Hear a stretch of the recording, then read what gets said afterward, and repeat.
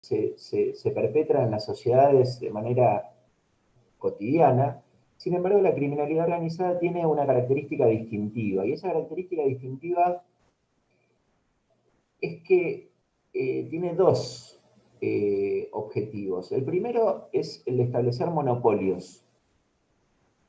Establecer monopolios básicamente en la provisión de algún bien o algún servicio ilegalmente, ¿no? Pero el primer objetivo es el establecer monopolios.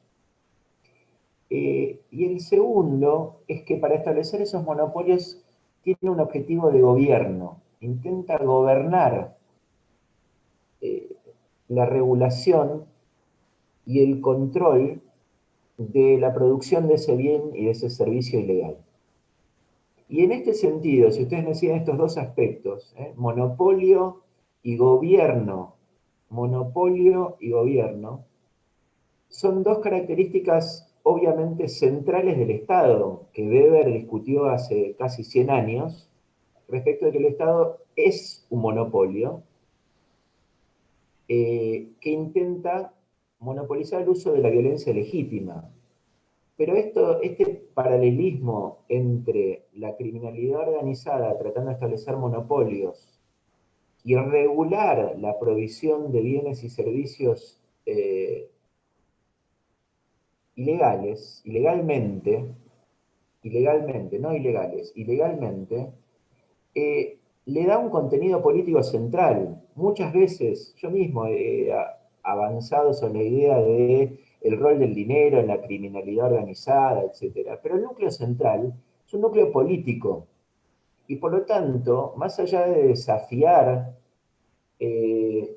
un territorio en particular, en última instancia la criminalidad organizada busca desafiar y desplazar al Estado democrático. Frente a eso, la Argentina ha tenido un modelo que no es obviamente patrimonio de ningún gobierno en particular, ni de ninguna gestión en particular, pero ha construido un modelo que a mí me gusta llamar, lejos de con toda asepsia, digamos, para no identificarlo con A, con B o con C, el modelo de seguridad argentino, que rápidamente voy a sintetizar en 4 o 5 ideas, que me parecen cruciales para entender por qué estamos en una posición comparativamente mejor que otros países de América Latina y otros países del mundo en este punto. Para sintetizar lo que quiero plantear, y que no se me acaba el tiempo, donde estoy exactamente en la mitad, es que el modelo argentino significa un monopolio estatal de la violencia legítima, conformado por actores no monopólicos. Y ahora voy a tratar de explicar esta idea. La Argentina tiene un modelo de seguridad en donde a nivel federal existen muy desarrolladas, hace muchas décadas, fuerzas intermedias. La prefectura naval es tan vieja como la Argentina, la gendarmería se creó en los años 40 con Perón, la PSA es la más moderna, se creó hace unos 10 años, y la Policía Federal también es una institución viejísima. Las cuatro son intermedias porque están entre las Fuerzas Armadas y las policías provinciales. ¿Me siguen en el razonamiento? Y como consecuencia de ello, forman parte de un sistema entre sí de diferenciación funcional, a mí me gusta llamarlo de esa manera, con competencias concurrentes. Diferenciación funcional con competencias concurrentes quiere decir que cada uno de esos actores lleva adelante preponderantemente ciertas funciones. Por decir algo, la gendarmería está preponderantemente orientada a las fronteras, o la prefectura del mar y a los ríos, y sucesivamente. Sin embargo, tiene ciertas competencias concurrentes con sus hermanas fuerzas de seguridad, en tanto y en cuanto todas investigan criminalidad organizada. ¿Y eso qué permite? competencias virtuosas y no monopolios, como les decía anteriormente, es decir, un sistema estatal que monopoliza colectivamente la violencia, pero que no asigna monopolios a una fuerza en detrimento de otra. ¿Se entiende el punto? Ahora, si complejizamos esto y lo llevamos a la modalidad de despliegue táctico que tienen cada una de ellas, primero dos líneas de... Estas son fuerzas que son 100.000 personas. Para darse una idea, México está tratando de... México que tiene 3 veces la población de la Argentina, está tratando de hacer ahora una gendarmería que tiene 60.000 miembros, es decir, absolutamente insuficiente para la situación que lamentablemente tienen hoy México, ¿no? Entonces el punto es, Argentina tiene fuerzas muy consolidadas territorialmente, históricamente, diferenciadas funcionalmente con competencias concurrentes. Además tiene un sistema de justicia en donde hay fuerzas, justicia federal y justicias provinciales, tiene ministerios públicos federales y provinciales, tiene fiscalías, y esto es muy importante, especializadas, creadas hace más o menos una década, entre ellas la de narcotráfico, entre ellas la de trata de personas, y cada una de ellas, ¿no?, interactúa con las fiscalías territoriales y con los jueces territorialmente establecidos. Y hay una herramienta procesal, y con esto termino la caracterización, que tiene que ver con algo que se llama prórroga de jurisdicción. Es una herramienta que está en la ley 23737, narcotráfico, que permite a un juez darle la orden a una fuerza de seguridad de que detenga o haga un decomiso en una jurisdicción distinta a la propia, lo cual permite el juego de las fuerzas federales en distintos distritos judiciales. ¿Me explico? Todo esto va a la línea del no monopolio, que no es solo de las fuerzas federales, no es solo de las policías provinciales, que son otras 200.000 personas que tenemos en policías provinciales, 200 y pico de mil, 250 creo que es el actual, sino Alberto, estamos en tiempo para que vayas, sí, perdón. listo, termino acá. Simplemente lo que quiero plantear es el eje de la Argentina por el cual no tenemos problemas similares a los de otros países, es que la criminalidad organizada tiene muchas dificultades para cooptar actores, producto de que hay actores no monopólicos operando en diversas funciones, en diversas jerarquías, en diversos territorios y en diversos poderes del Estado. Esto vuelve todo más complicado para la criminalidad organizada. Paro acá, muchas gracias. Muchas gracias a vos, Alberto. Vamos a seguir, no lo veo en la sala si está Jean Guido Nobile ya. Él es jefe de Seguridad Ciudadana y Prevención de la Criminalidad de la región Emilia-Romagna, director del Foro Italiano por la Seguridad Urbana. No te veo, Jean, pero si estás, Buenas tardes. desmuteate. ¿Me escuchan? Perfectamente. Perfecto. De antemano, muchísimas gracias por esta grata invitación. Gracias muy grande al colega y amigo Martín Apiolaza, que fue el enlace por esta oportunidad. Y me ha dado la tarea un poco de presentar el tema de la criminalidad organizada, de la legislación italiana, en un caso lamentablemente muy bien conocido al exterior, la lucha a la mafia y a la Cosa Nostra italiana. Como ustedes saben, tenemos más o menos 4 mafias muy poderosas en el país.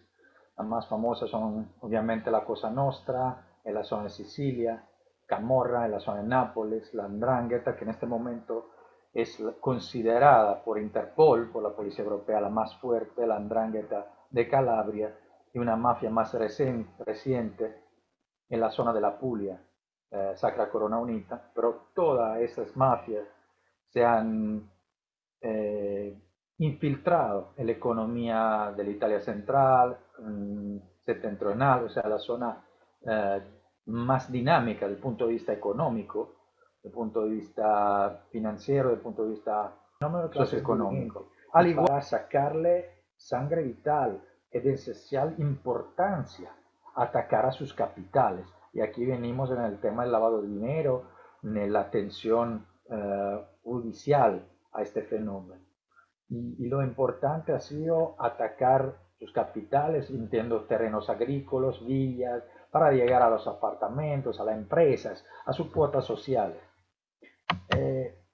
La característica actual del fenómeno, también como lo escuché en la primera ponencia, la moderna criminalidad organizada, mafiosa o no, se ha desarrollado a consecuencia de la globalización de los mercados, legales y clandestinos.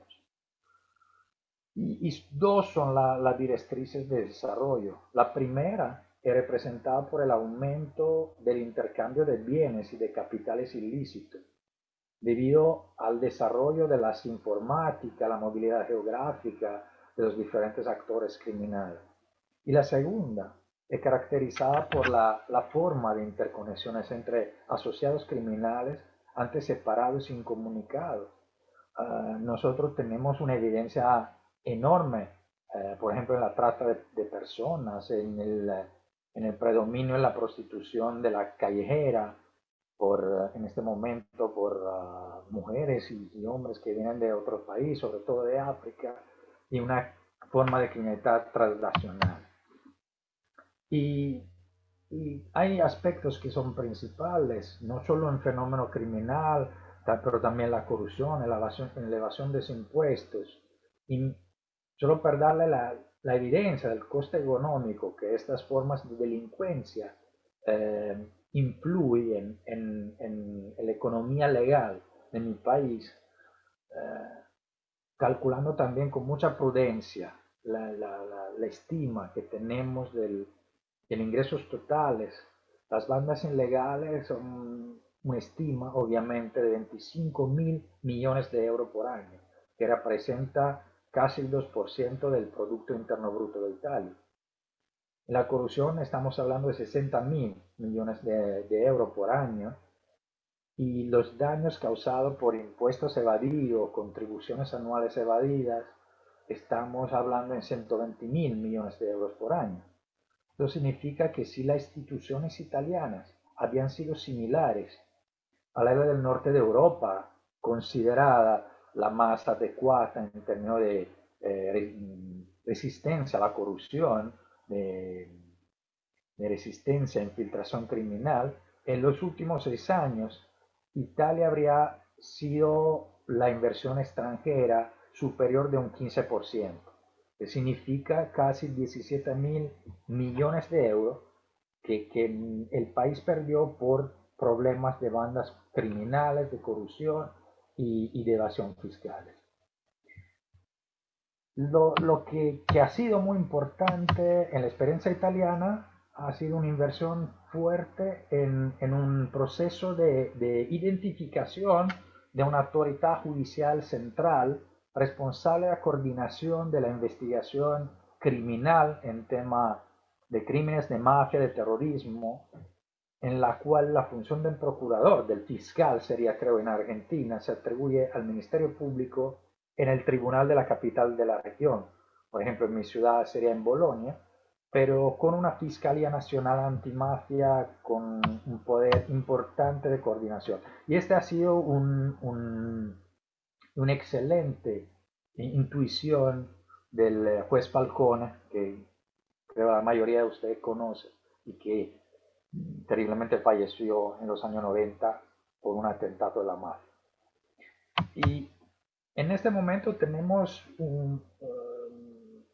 algunos instrumentos de la lucha económico-financiera, que es la que tengo que analizar más en este minuto que tengo, y tenemos la previsión de algunos delitos, uno el lavado de dinero al artículo 648, viste el Código Penal, la utilización de dinero de procedencia ilícita, así, y alguna solución, una muy importante creo también por la capacidad de poner en relación el Estado central con los gobiernos periféricos del país, es la expropiación obligatoria de los bienes de los condenados por delito de criminalidad organizada. Y el segundo, la previsión de la responsabilidad directa de las personas jurídicas para los delitos cometidos en su interés o en su beneficio. Y hay un otro elemento que creo es muy importante poner a su atención, es la introducción, digamos, del proceso al patrimonio, la que se define the profit driven measure, la medidas profit driven, o sea, la capacidad en el proceso italiano de analizar el patrimonio de las personas y no solo la oposición más tradicional al proceso de la persona. Y esto tiene una importancia también simbólica en una perspectiva cívica y social, garantizando por el medio del proceso de incautación a los bienes, y más en el caso específico italiano de una reutilización por fines sociales. No sé si tenga suficiente tiempo, pero me gustaría compartir un poco más sobre Estamos este, en tiempo, sí, podría redondearme un poco. con los bienes acumulados por acciones criminales que vuelvan a ser de la sociedad civil. En este sentido, las medidas profit driven son medidas que permiten a los investigadores investigación de tipo patrimonial, que tienen como finalidad aquella de reconstruir el flujo de dinero sucio, si lo puedo decir así, a lo largo de todos los posibles canales financieros del reciclaje. Y la normativa italiana define la investigación patrimonial como el conjunto de la investigación sobre tres aspectos: el estilo de vida del sospechoso, su disponibilidad financiera y en fin sobre su patrimonio, pero también sobre su actividad económica, con el objetivo, digamos, de localizar con precisión todas sus fuentes de renta.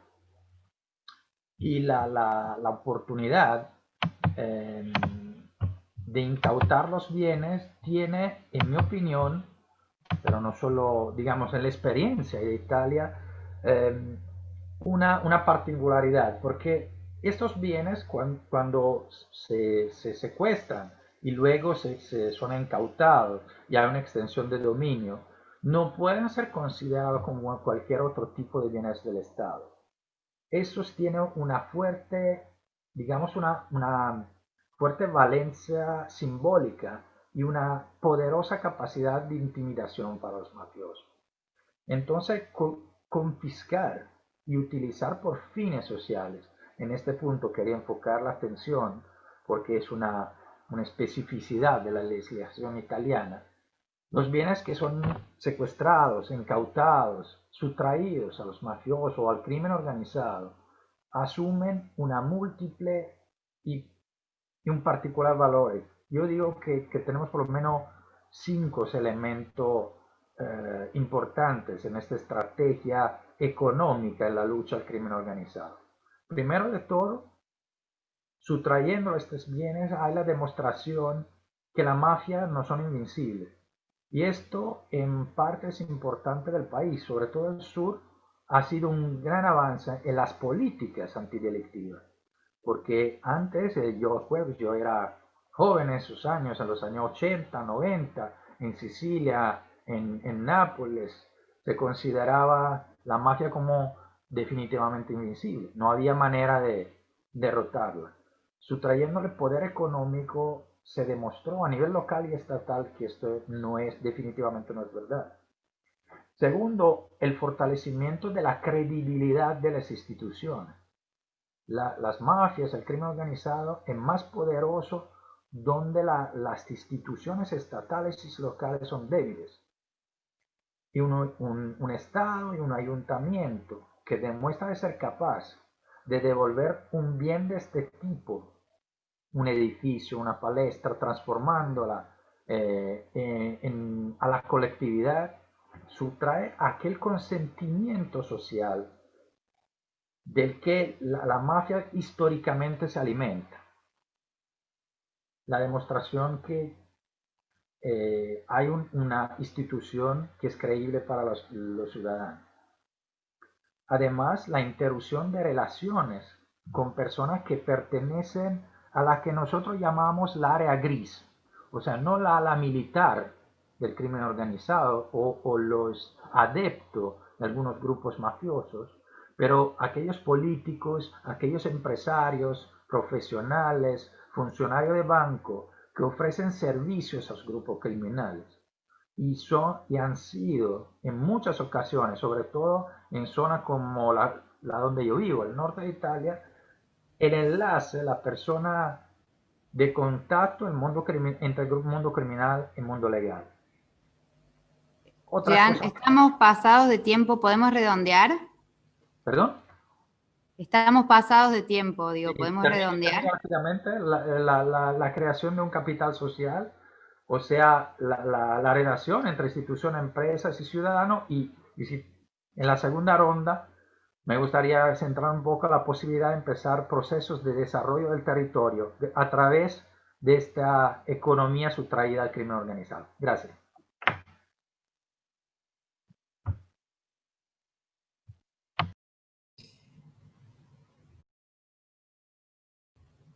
Ahí está. Muchas gracias, Jean, por los aportes a este panel de crimen organizado, seguridad y democracia. Voy a presentar a Tamara Peñalver. Ella es abogada con orientación en Derecho Penal de la Universidad de Buenos Aires, analista en Dirección de Análisis Criminal y Planificación de la Persecución Penal del Ministerio Público Fiscal de la Nación. Le doy la palabra a Tamara. ¿Puedes desmutearte? ¿Me escuchan? Sí, te escuchamos perfectamente. Gracias por la invitación a todos y todas. Bueno, después de haber escuchado a mis compañeros de panel, lo que me toca hablar o compartir algunas ideas con ustedes es sobre mercados criminales y las funciones que tienen que cumplir o que deberían cumplir tanto la política de seguridad como la política criminal. Y estas ideas que quiero compartir con ustedes son algunas de las ideas que venimos trabajando desde hace mucho tiempo en ILCED y en INESIP, focalizándonos en, bueno, cuáles son los principales problemas que tenemos en nuestro país para afrontar la criminalidad y sus diversas modalidades o manifestaciones. Y a lo largo de la exposición, que ya me voy a contar el tiempo, que tenemos 10 minutos, voy a hacer referencia siempre a la política criminal y a la política de seguridad como políticas públicas distintas, pero que son complementarias, podemos decir que son primas hermanas, y que sin pensar en la política criminal como aquella política que utiliza los instrumentos más violentos del Estado, como pueden ser las investigaciones penales, los ministerios públicos, las policías de investigaciones y las cárceles, es decir, es una política pública reactiva, en coordinación con la política de seguridad, que es una política pública que también administra recursos violentos, pero que los utiliza más en materias de prevención. Digamos, no podemos pensar nunca en abordar la criminalidad si no pensamos en la conjunción de estas dos políticas y en definirlas, porque muchas veces lo que sucede o lo que observamos es que nadie sabe bien quién se encarga de la política criminal, y en políticas de seguridad sí estamos un poco más claros porque tenemos ministerios de seguridad que suelen abordar los distintos problemas, pero respecto a la política criminal hay como ahí un problema, que es que no sabemos quién se hace cargo, pero son dos políticas públicas diferentes y cada una hace cosas distintas. Y esto me parece importante porque también algunas cosas que fueron hablando, bueno, ¿qué hacen las fuerzas de seguridad? ¿Cuáles son a nivel federal? ¿Cómo se vinculan con el Poder Judicial o las investigaciones? Son cosas distintas, pero son cosas que tienen que ser vistas o pensadas en conjunto siempre que hablemos de criminalidad. Y en función de esta primera reseña, que me gustaría, por eso también lo menciono, digamos, compartir con ustedes y que podamos debatir esto, digamos, qué es la política criminal y qué es la política de seguridad y qué hace cada una, también quería compartir con ustedes algunos de los principales problemas que identificamos desde el Estado, digamos, que genera que finalmente no sepamos qué hacer frente a la criminalidad o no sepamos bien cuándo sube o baja determinado fenómeno o qué hacer frente a eso, por qué siempre tenemos el mismo tipo de resultado aplicando las mismas políticas, digamos, por qué siempre terminamos aplicando más policías o más prisionización, qué es lo que está, qué es lo que hay detrás. Entonces, en un primer momento, si uno se pone a pensar cuáles son los problemas, tenemos un problema grave de cómo miramos la criminalidad. Las personas que trabajamos en distintas áreas del Estado, tenemos que entender que detrás de la criminalidad lo que hay es un conflicto social, y que es lo que finalmente transforma en un conflicto criminal es la decisión del Estado de que eso es un conflicto criminal en donde va a intervenir con las herramientas más violentas que tiene, ¿sí? Es decir, es un conflicto en el cual, mediante otras políticas públicas menos nocivas, no se logra resolver y finalmente es la única forma que considera el Estado que se puede resolver. Eso por un lado, ¿no? Como empezar a pensar que la criminalidad tiene una complejidad muy grande que hace que suceda lo que se discutía al principio en el panel inicial, que es, bueno, cómo pensamos en algo a largo plazo cuando la criminalidad es algo que quema, que cada gobierno que asume tiene esta dificultad y que es el segundo problema más destacado por las sociedades en general, no solo en nuestro país. Y el primer problema, que tiene que ver con cómo miramos, es que existe todavía una idea como bajo un paradigma del orden, ¿no? Como que la criminalidad, o como, mejor dicho, como que los problemas sociales que subyacen a la criminalidad son infracciones a las que hay que tener tolerancia cero, es decir, el conflicto como algo plenamente negativo, ¿no? Y esta visión que, si bien yo soy abogada, para quienes somos abogados y abogadas, no tenemos tanta formación en otras ciencias, o en la facultad no se nos enseña esto, otras ramas como capaz los politólogos o los sociólogos tienen esta idea más clara, en realidad lo que termina generando que encima la mayoría de las personas que ocupan lugares dentro de la seguridad y la política criminal son personas que tienen de formación la abogacía, la única respuesta que estamos encontrando a eso es más policías. Siempre termina pasando lo mismo. Frente a un conflicto de criminalidad, la decisión es mayor recursos y mayor presupuesto a patrullaje, comisarías y demás. Bueno, eso tiene que ver con que hay una idea de que la única respuesta que le podemos dar es más violencia, ¿no? ¿Por qué? Porque el problema tiene que ser resuelto de esta manera y así se resuelve. Bueno, eso no ha funcionado, incluso lo podemos observar claramente, digamos, tenemos cada vez más delitos y esa sigue siendo la principal respuesta, ¿no? Entonces, el paradigma del orden como el conflicto social como algo completamente negativo, lo tenemos que superar y tenemos que pasar a pensar en la criminalidad desde la gestión de la conflictividad. La gestión de la conflictividad que nos hace pensar en el conflicto como algo que no es solamente negativo, sino como algo que tiene una complejidad mucho mayor, en donde hay factores que sí van a tener que ser intervenidos con violencia, y hay determinados factores que no, porque en realidad muchas veces lo que termina pasando cuando pensamos que el conflicto es plenamente negativo, además de dar solamente este tipo de respuestas, confundimos conflictos que no son criminales con conflictos o que no son de seguridad, con los cuales sí, la respuesta sigue siendo, bueno, uno de los ejemplos más claros que tenemos ahora es el tema de las tomas, digamos, bueno, ahí se discutió si eso era un conflicto de seguridad o no lo era, y seguramente la mayoría de las personas opinamos que no, pero la respuesta en alguna parte o en algún sector terminó siendo desde la seguridad. Entonces, la gestión de la conflictividad nos permite pensar en un problema mucho más amplio, en un problema que tiene distintos eslabones, en donde en algunos casos vamos a tener que intervenir con violencia, y en otros casos podemos utilizar otro tipo de herramientas.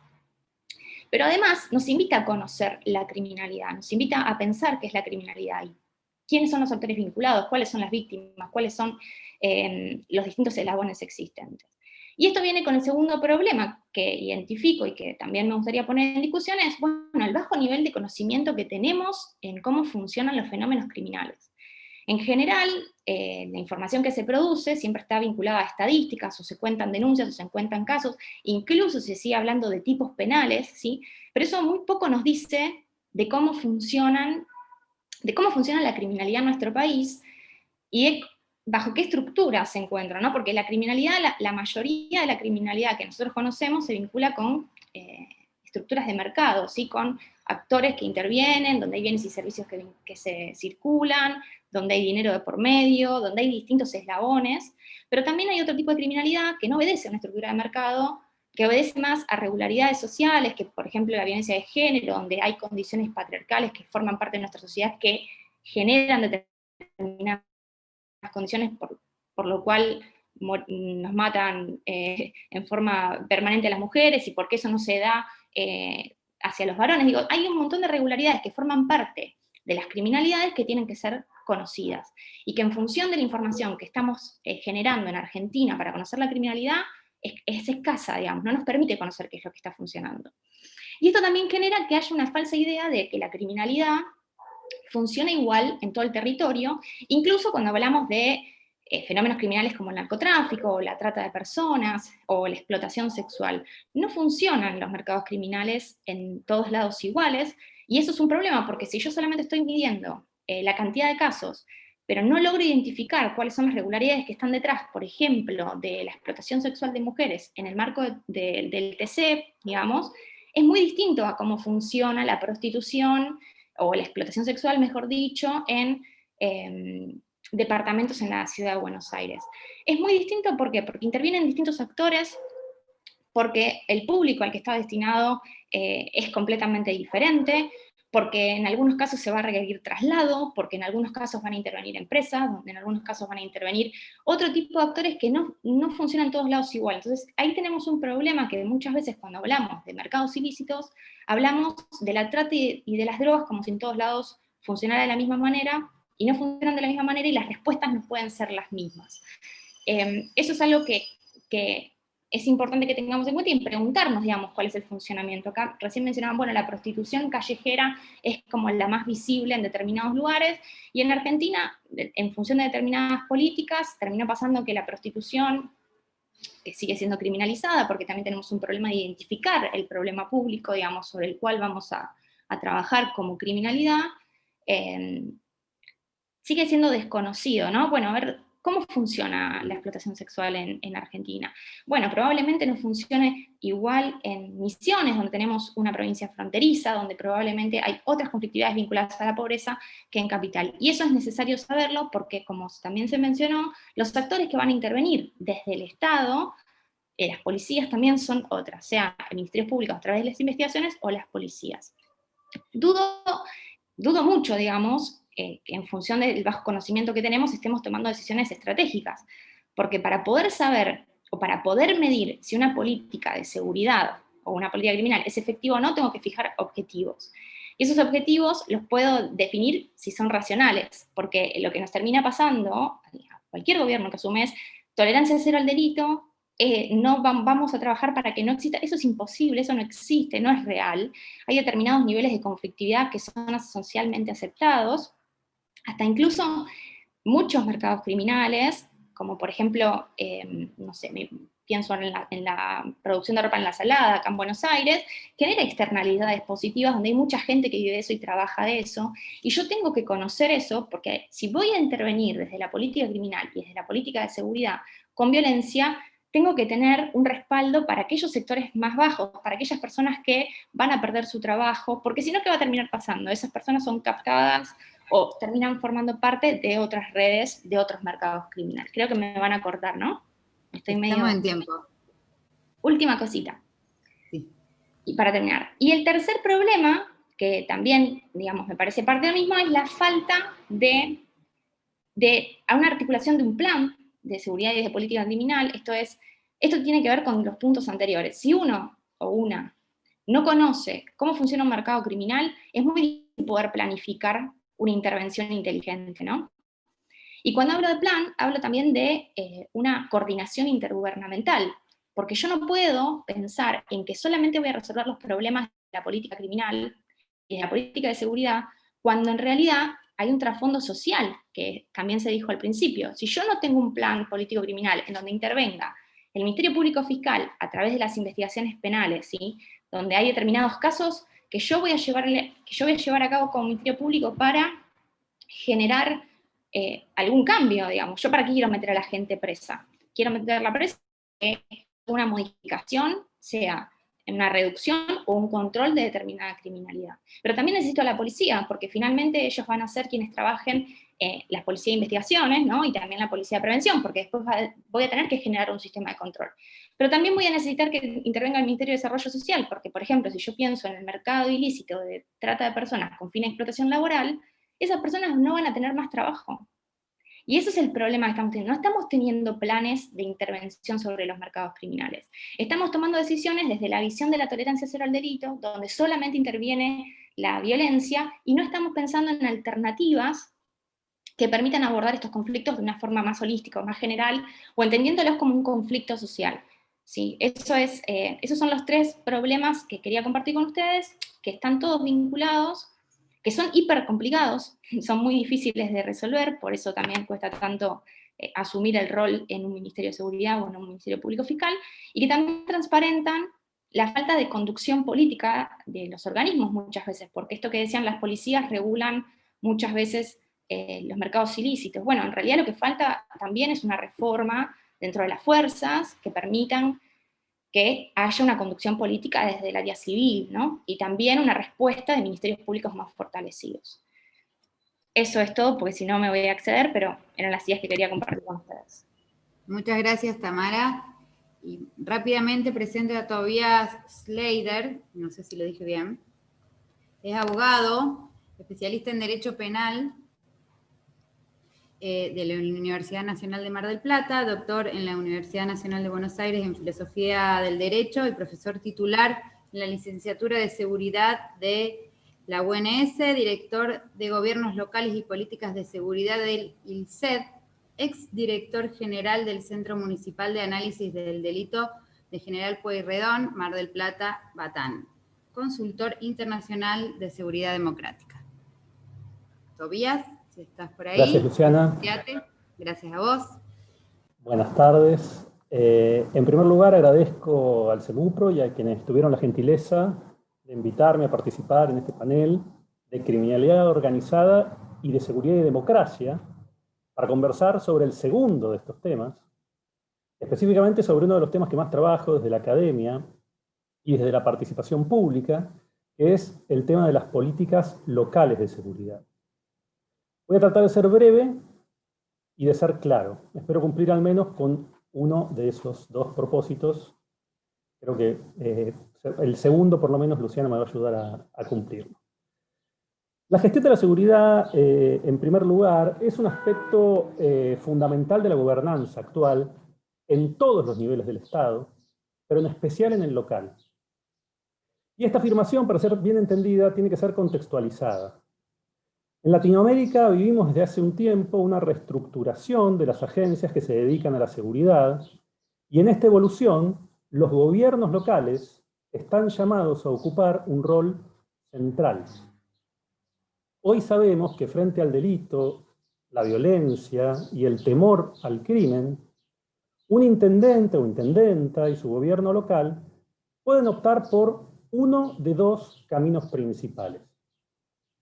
El primero es el que asume la política de seguridad como relacionada de manera exclusiva o preeminente con la política criminal. Si opta por seguir este camino, el intendente o intendenta va a estar participando de las propuestas de diagnóstico de intervención, de prevención o de investigación, pero sin tener la iniciativa principal a su cargo. El segundo camino posible es el que considera la política de seguridad como una política urbana o territorial. Y este es el que comprende que la inseguridad no tiene un origen único en la infracción a normas penales o contravencionales, sino que es parte de un fenómeno complejo, multicausal y con efectos de alcance muy diferentes. En el caso de decidirse por esta segunda alternativa, el intendente o la intendenta y su gobierno van a estar en una posición de liderar los procesos que involucran el abordaje de la seguridad, de asumir más responsabilidades, pero de tener la potestad necesaria para tomar decisiones que tienen que ver con la vida cotidiana de vecinos y vecinas de su distrito. de enfrentar desafíos más fuertes, pero también de ofrecer su impronta propia y específica en las soluciones que vayan a implementarse. De integrar la seguridad a sus estrategias de gobierno en todas las áreas de su injerencia y sumarla al conjunto de medidas que tienden, en el mejor de los casos, al desarrollo de la población a la cual representa. Y en conexión con esto, los costos sociales y económicos que el delito, la violencia y el miedo generan son una restricción que hoy se sabe creciente para el desarrollo sostenible de las ciudades. Y hoy, en un escenario de crisis bien particular con la pandemia, la consideración de este punto es fundamental.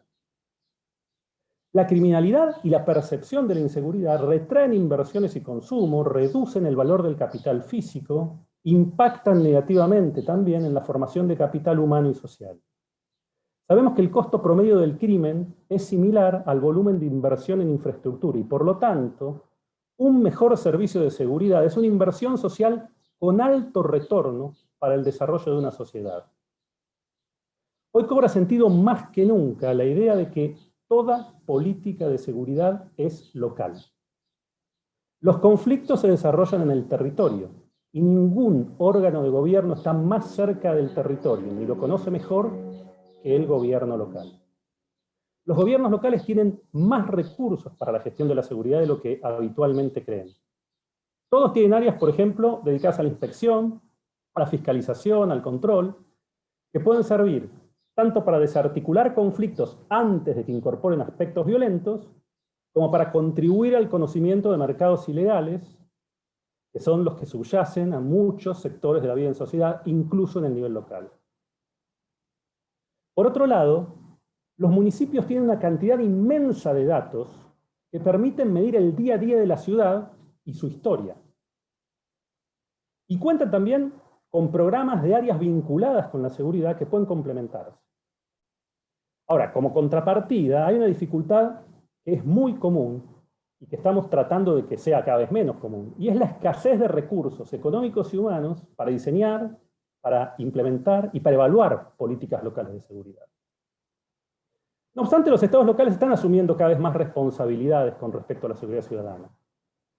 Y esto en gran medida tiene que ver con que los reclamos de los vecinos dejan de redirigirse a instancias superiores de la administración pública, que eran las que típicamente se responsabilizaban por el problema, para reencauzar a su abordaje descentralizado e integral.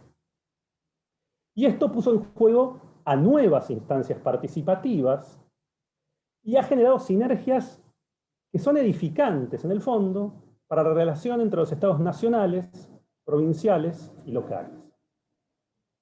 Por todo esto y por otras razones, que no vienen al caso ahora por el escaso tiempo que tenemos para exponer, una gestión inadecuada de las iniciativas locales de seguridad puede ser muy costosa. Muy costosa en términos económicos, pero también en términos políticos. El mayor requerimiento de recursos y la falta de saberes específicos para administrarlos puede ser una combinación letal, a veces en sentido literal. Esto en un contexto como el que está produciendo la pandemia es especialmente importante, porque es bastante fácil confundir por torpeza o por viveza la fragmentación con la autonomía. Hoy también sabemos que las percepciones pueden ser tan importantes como los fenómenos que las provocan. En nuestro tema, las demandas que vienen del ámbito subjetivo de la seguridad, del temor a ser víctima de un delito, generalmente están dirigidas a reclamar la solución de los problemas cotidianos con el aumento de acciones visibles, ¿no?, que generalmente se traducen en mayor presencia policial o colocación de cámaras de videovigilancia. Y el gobierno local tiene que interactuar con estas demandas, pero no tiene que soslayar que la problemática tiene implicancias mucho más amplias y mucho más profundas que las que competen a estas agencias policiales o de vigilancia.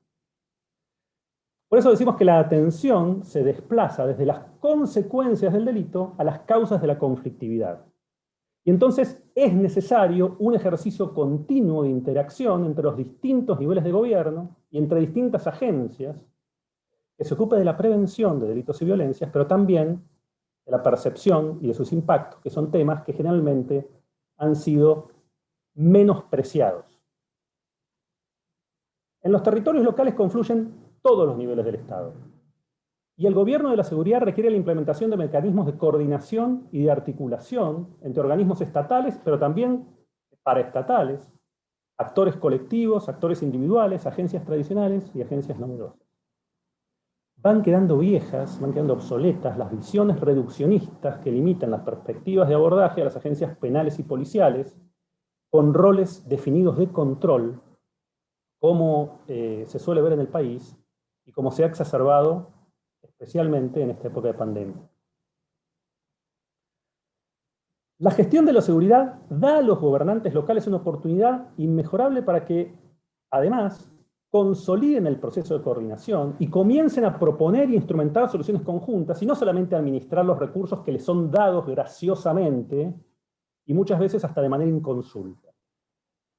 Y la idea de multiagencialidad, además, tiene que ser construida. Hoy además sabemos la importancia que tienen los datos, la información y el conocimiento para tomar decisiones en políticas públicas, algo que en seguridad venimos pregonando desde hace mucho, con relativa acogida por parte de los gobiernos. Para terminar esta primera intervención y a partir de todo lo que dije y muchas cosas más que ustedes imaginarán, creo que está claro que una ciudad más segura es, antes que nada, una ciudad con un gobierno local que se ocupa de manera moderna, dinámica y profesional del problema, que atiende a las necesidades concretas de la población y que tiene al alcance una cartera de soluciones adaptada a las particularidades del propio territorio y de los habitantes de ese territorio, y prestando especial consideración a las minorías y a las disidencias, como por supuesto la de género.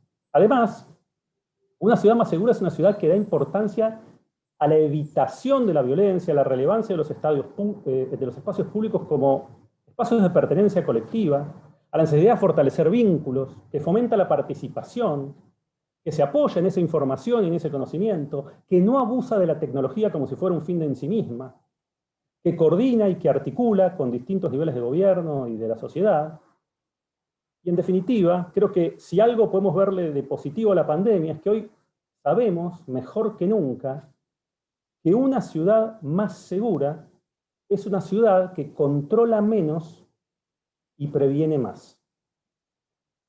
Gracias. Muchas gracias, Tobías. Estamos un poco pasados de tiempo, así que vamos a pasar directamente a la segunda ronda de 5 minutos que va a tener cada uno de los disertantes para hacer un cierre, una reflexión o comentar alguna cuestión que les haya quedado por ahí en el tintero. Así que le doy la palabra a Alberto.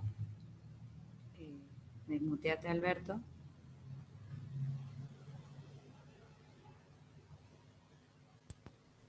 Yo no lo veo, no sé si está. Ahí, estoy acá.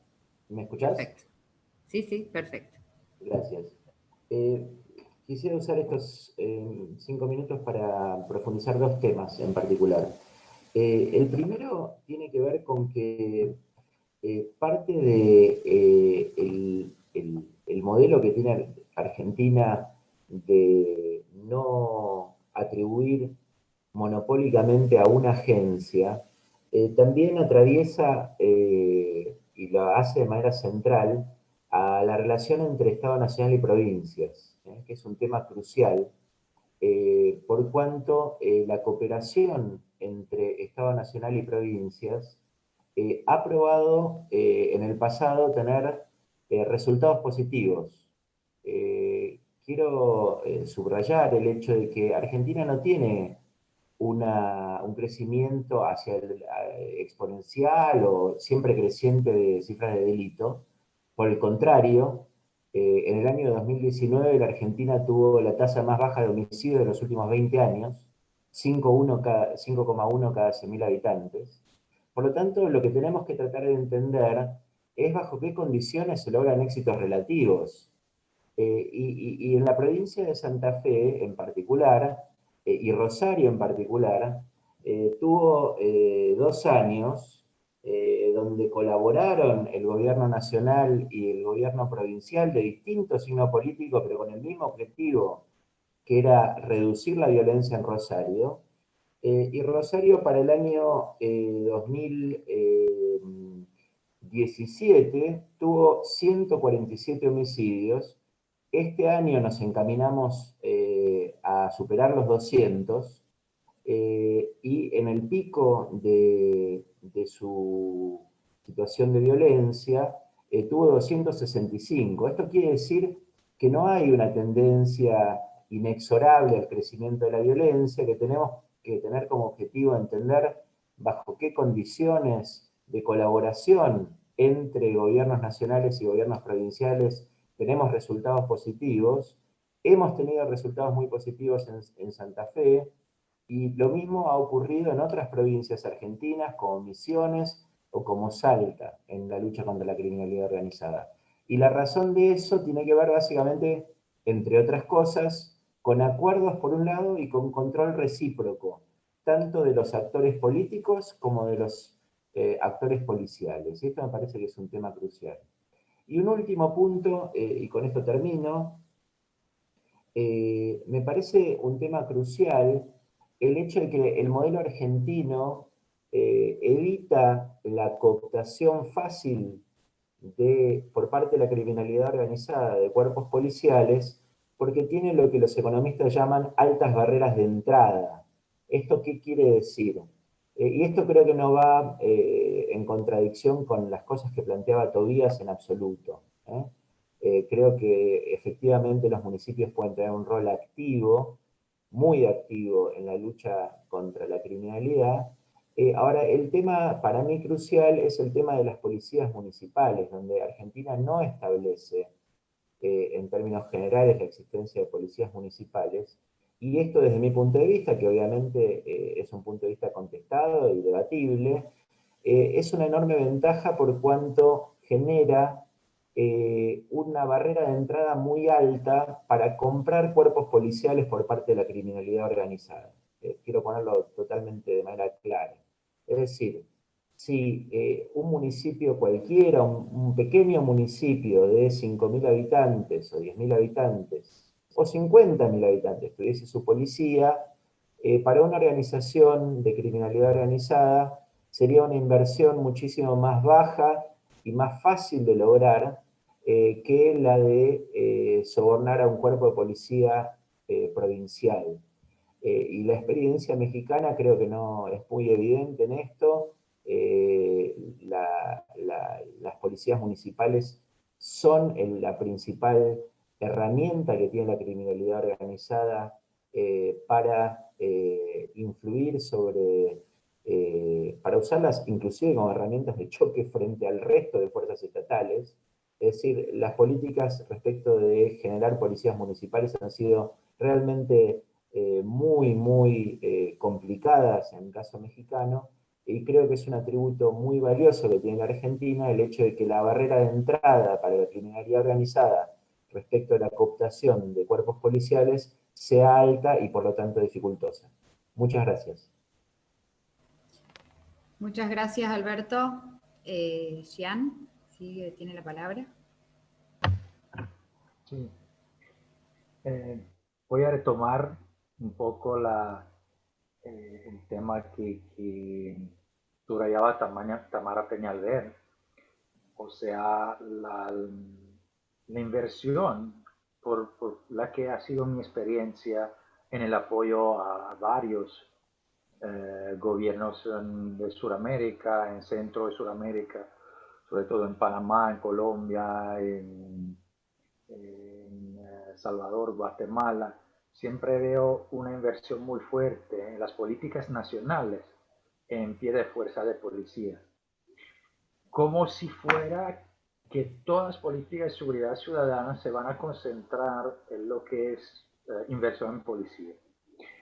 Y esas son medidas tradicionales que, como lo comentaba también Tobias Leider, son eficaces tal vez, si son eficaces en golpear los efectos de la criminalidad, pero nunca intervienen sobre las causas criminales. Entonces yo creo que sería interesante analizar por lo que ha sido un poco la historia en los últimos 30, 25 años de las políticas de prevención de la criminalidad en Italia y en Europa en general, el proceso de descentralización que se hemos enfrentado en los últimos 25 años, un proceso importante de descentralización en temas de prevención local de la violencia, en temas de prevención local del crimen organizado y en temas de prevención de tipo primario. Y en este caso también nos ayuda el tema que este tipo de descentralización le da más poder a los gobiernos locales. Y en casi todo el mundo los gobiernos locales no tienen gran responsabilidad en temas de orden público. Y esto los ayuda a desarrollar proyectos de prevención realmente, como comentaba también Tobias Schleider, multiagencia y multidisciplinario. Le doy un ejemplo. Cuando enfrentamos el tema de pandillas violentas, de gang, de crimen organizado por grupos criminales, enfrentarlo solo desde el punto de vista policial puede reducir los efectos de la violencia, pero nunca, repito, nunca va a intervenir sobre los fenómenos endémicos que producen ese tipo de violencia o ese tipo de crimen organizado, también es que no sea relacionado a un fenómeno mafioso. Entonces volvemos al principio que a nivel local hay más posibilidad de desarrollar, primero que todo, lo que es una medida central en cada tema de prevención, una diagnosis, un análisis eficaz del ambiente, un análisis eficaz situacional del ambiente para desarrollar tipos de medida de prevención bien diferentes. Y el caso de la pandilla es que si no pensamos también a intervenir a nivel de tipo educativo, a nivel de relación entre la familia y los grupos que pertenecen a esas pandillas, no podemos pensar que solo con el pie de fuerza, con policía, se pueda solucionar este tipo de problemas. Y esto le da la oportunidad al gobierno local en este proceso de descentralización que has acompañado políticas locales de prevención de la criminalidad en Italia, en Francia, en Portugal, en España, en Alemania, en las últimas, por lo menos las últimas 2 décadas. Y no ha sido fácil porque les aseguro que todo lo que estamos enfrentando en estos años son procesos de recentralización. Tenemos una fuerte resistencia del Ministerio del Interior a enfrentar este proceso de descentralización. Pero hay que tomar en cuenta que al final las políticas de seguridad ciudadana, como las políticas de prevención, no son eminentemente políticas de orden público y necesitan el apoyo del gobierno local, de la comunidad, de la prevención comunitaria y social. Pensar solamente en la respuesta militar al fenómeno criminal nunca ha pagado, sea que cuando enfrentamos el tema del crimen organizado, de las mafias, y para forma de criminalidad más común o de seguridad ciudadana. Muchas gracias, Jan.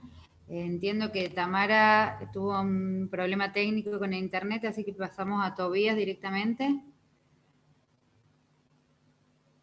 Ahí me sorprendiste, no encontraba el desmuteado. Bueno, en primer lugar, es muy interesante lo que se ha dicho y es muy interesante el juego entre la cuestión de la criminalidad organizada y el nivel local en la gestión de la seguridad. Lo que recién decía Jan Guido, me parece que es crucial para entender que nosotros aquí en Argentina también tenemos muchas oscilaciones en cuanto a la descentralización y la centralización, tanto de la gestión policial como de la gestión de la seguridad en general.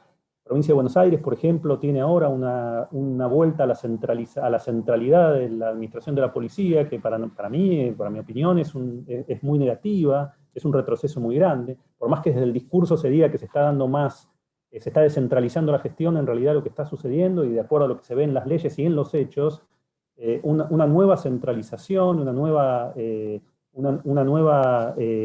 una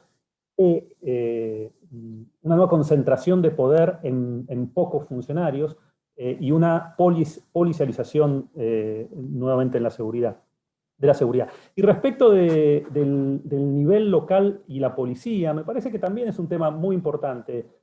Alberto sabe muchísimo de este tema y me interesa siempre mucho escuchar su opinión. Y creo que, por un lado, lo que dice respecto de que es más difícil cooptar a las fuerzas federales, yo creo que esto en general es absolutamente cierto, pero en particular puede no serlo, y sabemos que la suma de las particularidades puede superar al todo a veces. Entonces, digo, para tener un ejemplo muy concreto y muy puntual, yo soy de Mar del Plata. Mar del Plata es una ciudad muy particular respecto de ciertas cuestiones, porque es una ciudad turística, es una ciudad portuaria, y es una ciudad industrial, o un poco de cada una de esas cosas, con lo cual todas las cuestiones vinculadas con el crimen organizado tienen una tierra fértil aquí si quisiera sembrar. Y, por ejemplo, nosotros históricamente tenemos delegaciones de la Policía Federal de la ciudad, que son delegaciones pequeñas, números pequeños. La provincia de Buenos Aires tiene federalización, por ejemplo, en narcocriminalidad, pero las delegaciones de narcocriminalidad históricamente son procesadas por participar en cuestiones vinculadas con la narcocriminalidad. Es muy común que los procedimientos, por ejemplo, los allanamientos de la justicia, incluso federal, se trabajen con fuerzas distintas de la natural de la Policía Federal, porque los miembros suelen estar procesados por cuestiones, en causas vinculadas con la criminalidad. Con lo cual, esto es una cuestión que hay que analizar, me parece, más en detalle, como cuando hablamos de índices generales de criminalidad. No sé, el índice de homicidio que decimos Argentina es cierto, tiene el índice de homicidios más bajo de la región, pero eso dice mucho en algún sentido, pero dice muy poco en otro, ¿no? La Ciudad de Buenos Aires tiene un índice de homicidios, una tasa de homicidios muy baja, cada 100.000 habitantes, pero esa tasa de homicidio de menos de 5 homicidios cada 100.000 habitantes, es un poco difícil de comprender o difícil de utilizar en la práctica, porque sabemos que hay barrios de la Ciudad de Buenos Aires que tienen 50 homicidios cada 100.000 habitantes, y hay barrios de la Ciudad de Buenos Aires que nunca tuvieron un homicidio desde la fundación de Buenos Aires, de la primera fundación de Buenos Aires. Nunca hubo un homicidio. Entonces, digamos, los datos agregados de seguridad, como de cualquier cosa, son relativos en cuanto a su importancia para el fundamento, para dar fundamento a políticas de seguridad. Entonces, un poco, yo creo que ir hacia lo local, incluso en las policías, quizás estoy hablando porque en realidad en Argentina no tuvimos nunca una experiencia de policía municipal como en otros países, y entonces todavía guardamos un dejo de esperanza de que esta solución pueda funcionar, porque es una solución relativamente nueva. Policías, aclaro, la policía local de la provincia de Buenos Aires no fue una policía municipal, o no es, ahora cada vez menos. Las guardias urbanas de ninguna manera se pueden considerar policías municipales. No hay en Argentina una experiencia de policía municipal, porque no hay en la Argentina todavía la suficiente autonomía municipal para que esta y otra cantidad de medidas parecidas puedan hacer base. Así que, bueno, un poco desordenado, pero es un cúmulo de ideas al respecto. Muchísimas gracias, Tobías. Entiendo que Tamara ya está en la sala. Sí, perdón, pero internet me está dañando la vida. Supongo que a todos y a todas nos pasa lo mismo. A ver, entiendo que es un resumen de lo que se fue diciendo en las distintas exposiciones, pero básicamente una de las cosas que venimos trabajando mucho desde INESIP y desde ILCED, y también un poco de la mano de Alberto Binder, es pensar en salir un poco de la lógica, ¿no?, del abordaje de los mercados criminales desde el caso a caso, ¿sí?, de pensar que a partir de una investigación únicamente penal vamos a llegar a resolver los problemas de criminalidad, sino empezar a pensar que detrás de los casos judiciales, detrás de los casos que ingresan al sistema, lo que hay que pensar son políticas públicas, ¿sí?, más allá de la judicialización o del trámite judicial que tengan, en donde intervienen un montón de problemas que tienen que ver con qué fuerzas intervienen, si están vinculadas o no, que no solamente sean ámbitos locales chicos, sino que sean en en todos lados, acá pasa lo mismo, o en determinados fenómenos trabajar con determinadas fuerzas, que eso también pasa en los casos de trata, por ejemplo, depende el juzgado, se usa gendarmería, pero más allá de eso, lo que nosotros tratamos de proponer y de pensar es, bueno, tenemos problemas de criminalidad, tenemos muy poco conocimiento del funcionamiento en profundidad, salvo algunas excepcionalidades, porque frente a todo siempre hay excepciones. ¿Cómo construimos información valiosa? ¿Cómo trabajamos los casos desde una mirada político-criminal que incidan, ¿no? Si yo tengo un caso grande vinculado a trata de personas o a explotación sexual en un lugar o en drogas, ¿cómo hago que ese caso tenga incidencia en el fenómeno en sí mismo? ¿A quiénes meto presos y a quiénes los meto presos? Porque también lo que tenemos, y eso es algo que es real, un aumento permanente de personas detenidas, ¿sí? En comisarías, ni hablar en la provincia de Buenos Aires y en cárceles, y también un aumento muy grande de mujeres presas vinculadas al mercado ilícito de drogas. Y eso es un dato que no podemos no tener en cuenta porque tenemos más personas presas, pero la criminalidad no la tocamos. O por lo menos no podemos determinar que hubo un aumento o una baja porque no conocemos, porque no establecemos prioridades y porque no establecemos objetivos. Entonces es muy difícil hablar del delito como algo abstracto o de la violencia como algo abstracto si no lo circunscribimos a problemas públicos que son sociales, que son penales, que son muy graves, pero también transmitir a la sociedad que no se va a resolver hoy el problema, porque eso también es cierto, es muy difícil decirle a alguien, bueno, tengo que armar un plan político criminal que no se va a resolver en 5 días, esto va a llevar un tiempo, y eso tiene que ser comunicado. Es más fácil decir criminalidad cero, pero finalmente el resultado no está, y eso también genera mucho malestar en la sociedad y una falta real de respuesta, digamos. La ciudadanía quiere respuesta frente a la criminalidad, y eso es algo de que nos tenemos que ocupar desde una visión democrática del conflicto, por supuesto. Con eso me parece que ya está bien.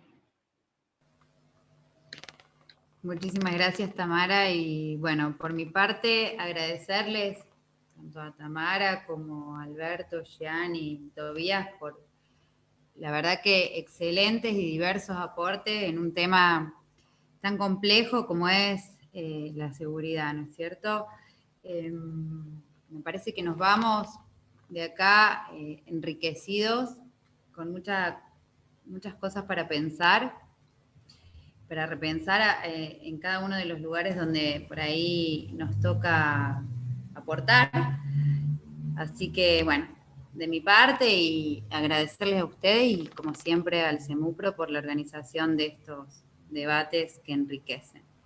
Les invito ahora a pasar a la otra sala, no sé cómo nos darán las directivas técnicas, porque viene la charla de ambiente sustentable como urgencia. Así que muchas gracias. Gracias, Luciana. En breve hacemos el pase de sala, así que les pedimos que se mantengan. Muchas gracias. Muchas gracias a todos y todas. Alberto. Hola, ¿qué tal? Alberto, Juan Carlos Zabalza, te saludo, aprovecho. Un placer verte, hermano. ¿Todo bien? ¿Cómo estás? Un gustazo. Un gustazo verlos. Muy bien, Tamara.